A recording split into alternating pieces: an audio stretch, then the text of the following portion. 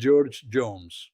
Si te apasiona entender los conflictos que están sacudiendo al mundo con una narración intensa, clara y directa, suscríbete ahora, porque lo que estás a punto de escuchar no es una historia de un solo ataque, sino el retrato de una guerra que, según los reportes y declaraciones que circulan en torno a este conflicto, ha entrado en una fase mucho más calculada, más costosa y más peligrosa para todos los involucrados. 4 andanadas de misiles impactaron el área de Tel Aviv en apenas 40 minutos. No fue un lanzamiento aislado ni una respuesta improvisada. Fueron 4 oleadas sucesivas, coordinadas con precisión, separadas por intervalos lo bastante cortos como para mantener la presión y lo bastante largos como para obligar a los sistemas defensivos a reaccionar una y otra vez. Las sirenas atravesaron la noche, la población corrió hacia los refugios, se reportaron explosiones en distintos puntos de la ciudad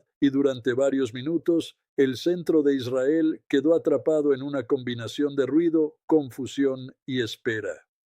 En algunas zonas, incluso los sistemas de alerta habrían fallado, dejando a muchos residentes sin tiempo de reacción. Uno de los impactos más alarmantes, de acuerdo con los reportes difundidos, se produjo entre edificios residenciales del centro urbano. Equipos de rescate trabajaron en varios puntos al mismo tiempo mientras sacaban heridos y buscaban posibles sobrevivientes entre estructuras dañadas. El golpe no solo tenía una dimensión táctica, también tenía una dimensión psicológica. Cada sirena que sonó, cada refugio que se cerró de golpe, cada calle vacía después de una detonación enviaba el mismo mensaje.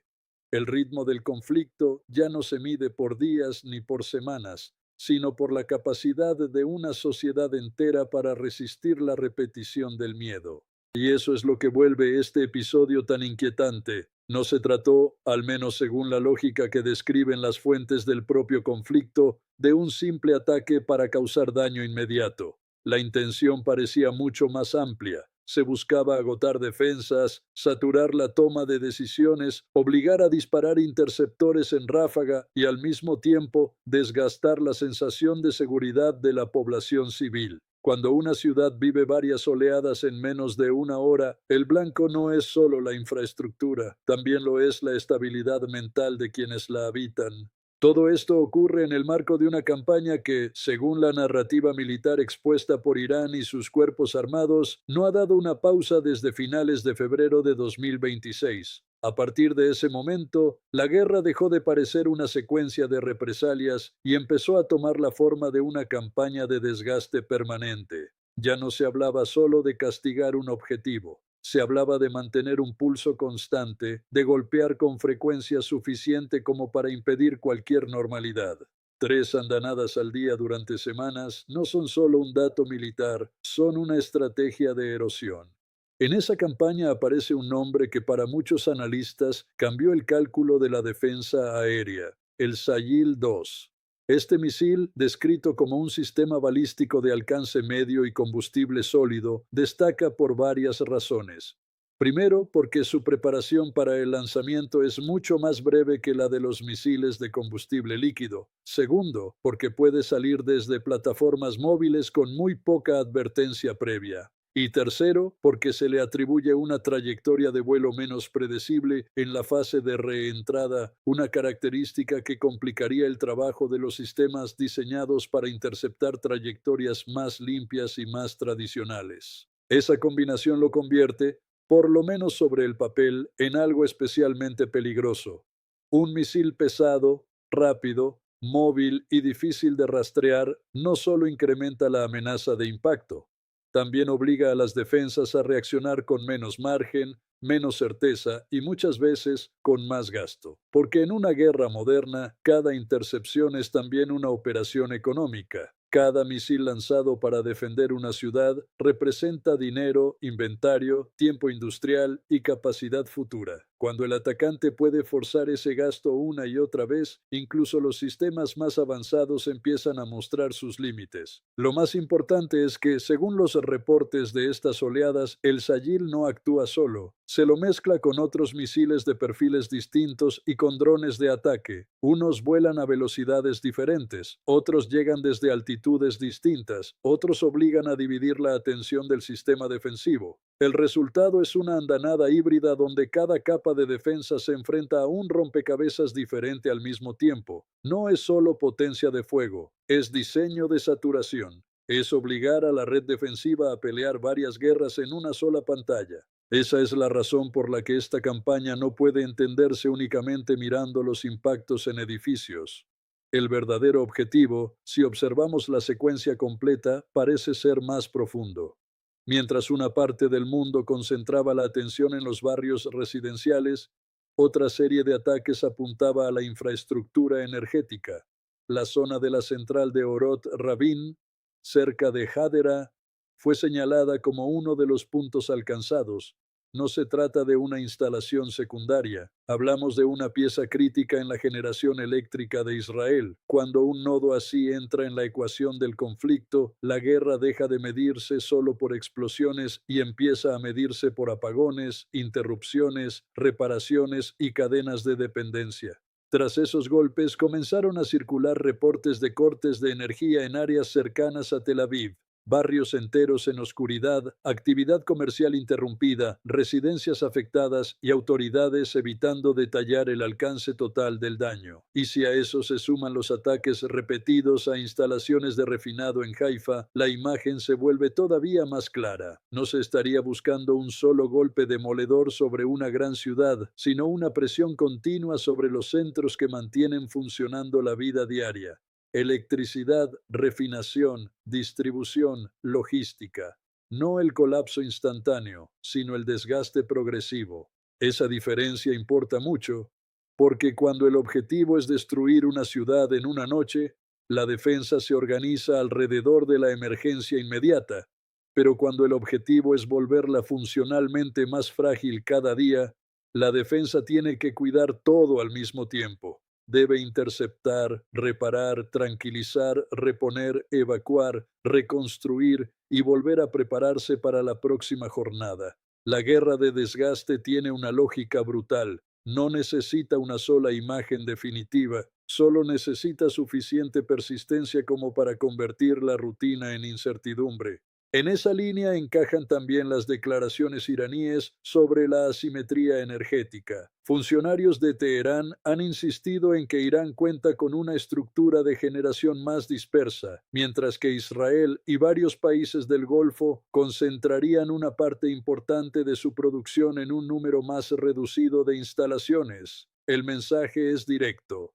Si la infraestructura centralizada depende de pocos nodos, cada impacto exitoso tiene una rentabilidad estratégica enorme. No hace falta acertar 100 veces, basta con acertar donde duele más. Ese razonamiento también ayuda a entender por qué el conflicto dejó de ser únicamente bilateral y empezó a proyectar ondas de choque por toda la región. El cierre efectivo del estrecho de Hormuz, según múltiples reportes citados en la narrativa original, alteró el movimiento del petróleo, del gas y de mercancías esenciales. Buques detenidos, rutas interrumpidas, aseguradoras en alerta, precios internacionales disparados y gobiernos obligados a pensar no solo en la guerra como problema militar, sino como una crisis energética de alcance global. Cuando un pasaje así se vuelve inestable, el costo de la guerra se reparte mucho más allá del campo de batalla. En ese contexto, la guerra también entra en la vida cotidiana de millones de personas que jamás verán un misil, pero sí sentirán sus efectos en la gasolina, en la electricidad, en los alimentos y en el comercio. Eso es lo que diferencia un conflicto regional de una conmoción estratégica más amplia. No hace falta que un país sea atacado para sufrir consecuencias. Basta con que dependan del flujo que esa guerra acaba de interrumpir. Y si algo demostró esta escalada, es que la infraestructura crítica se ha convertido en un lenguaje de poder tanto como los propios ejércitos. Ahora bien, Si la presión sobre la energía ya era grave, la advertencia que siguió elevó el conflicto a otro nivel.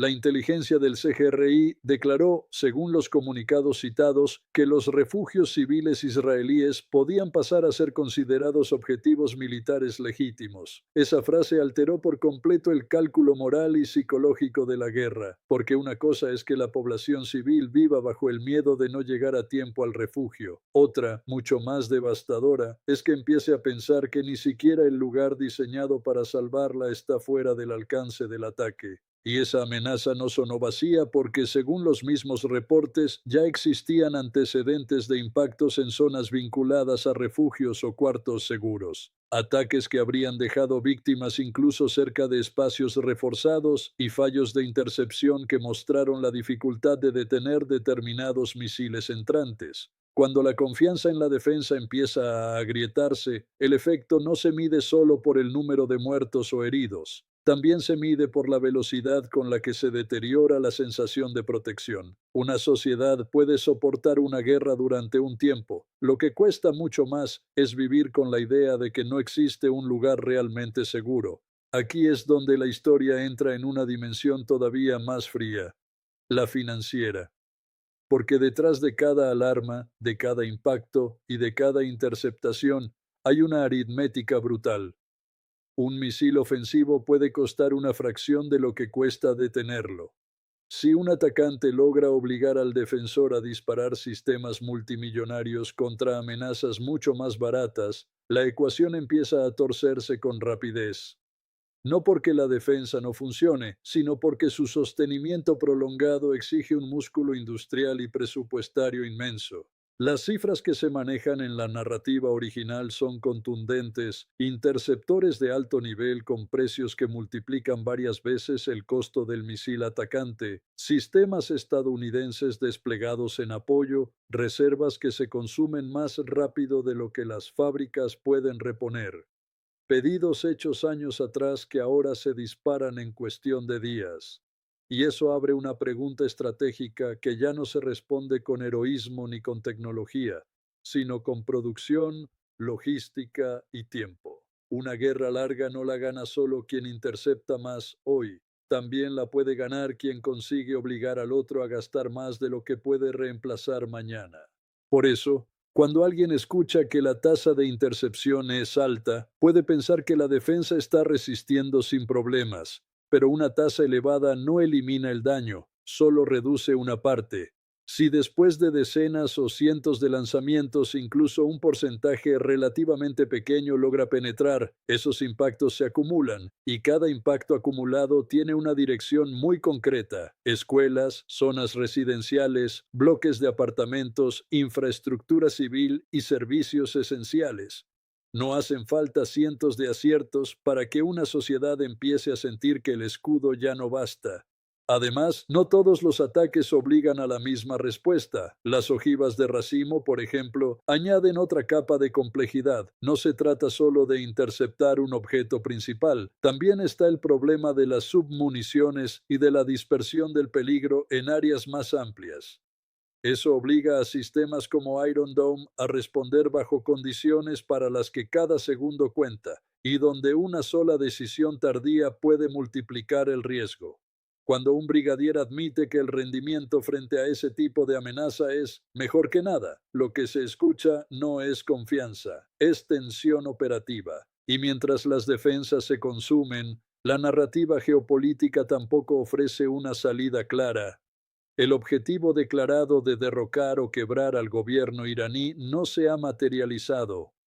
El nuevo liderazgo en Teherán, en lugar de mostrar señales de repliegue, reafirma el cierre de pasos estratégicos y mantiene la presión regional. Al mismo tiempo, Israel sostiene una campaña cada vez más amplia y recibe apoyo, pero también entra en una dinámica en la que cada jornada adicional incrementa el costo interno y externo. Ningún actor parece dispuesto a ceder, y ninguno explica con claridad cómo sería una salida realista.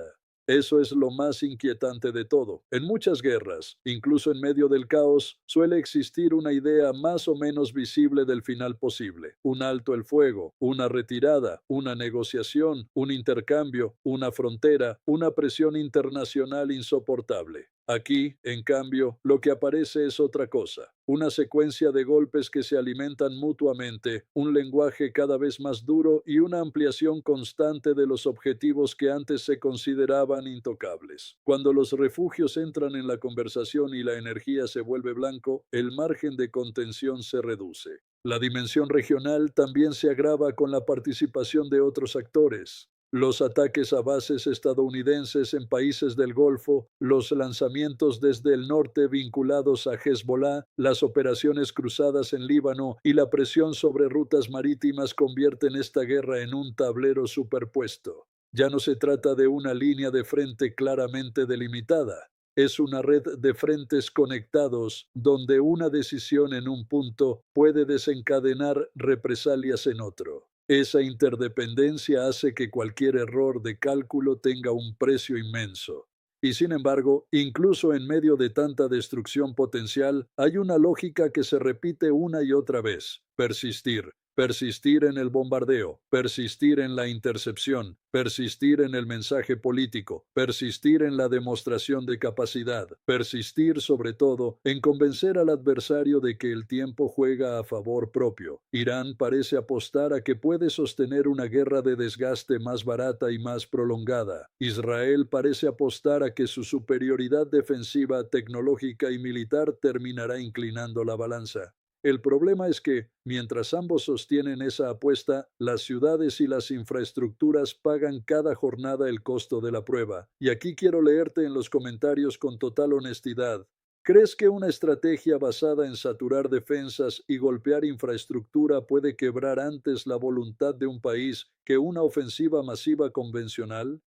Porque si la respuesta es sí, entonces esta guerra ya no debe analizarse solo con mapas, misiles y cifras de bajas. Debe analizarse también como una guerra sobre la resistencia diaria, sobre cuántas noches puede dormir una ciudad con sirenas, sobre cuántos días puede funcionar una economía con apagones y amenazas sobre sus refinerías, sobre cuántas semanas pueden mantenerse reservas de defensa extremadamente costosas frente a ataques mucho más baratos, y sobre cuánto tarda una población en empezar a sentir que la normalidad no va a volver pronto. En ese punto, la narrativa del conflicto da un giro todavía más oscuro. Ya no se habla solo de ganar terreno o de demostrar superioridad. Se habla de volver inviable la vida bajo presión constante. Esa es la verdadera esencia del desgaste estratégico. No destruirlo todo de una vez, sino impedir que el adversario viva, produzca, descanse y planifique con tranquilidad. Convertir cada amanecer en una prórroga precaria. Hacer que la defensa funcione, sí, pero al precio de vaciar arsenales, presupuestos y confianza. Por eso el episodio de la oleada 80 ha resonado tanto.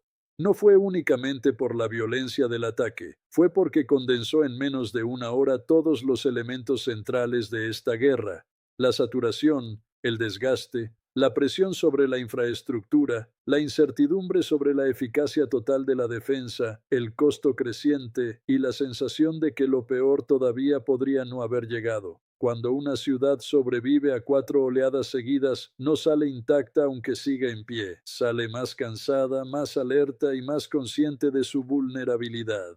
Y si sumamos a eso la crisis del petróleo, la interrupción en Hormuz, la afectación del gas, los problemas de suministros y la parálisis parcial del comercio marítimo, el cuadro se hace aún más grande. Esta ya no es solo una guerra de misiles. Es una guerra de circuitos, depósitos, puertos, rutas, fábricas y reservas. Una guerra donde el frente no termina en la línea del radar, continúa en los mercados, en las cadenas de abastecimiento y en la vida diaria de millones de personas muy lejos del punto de impacto.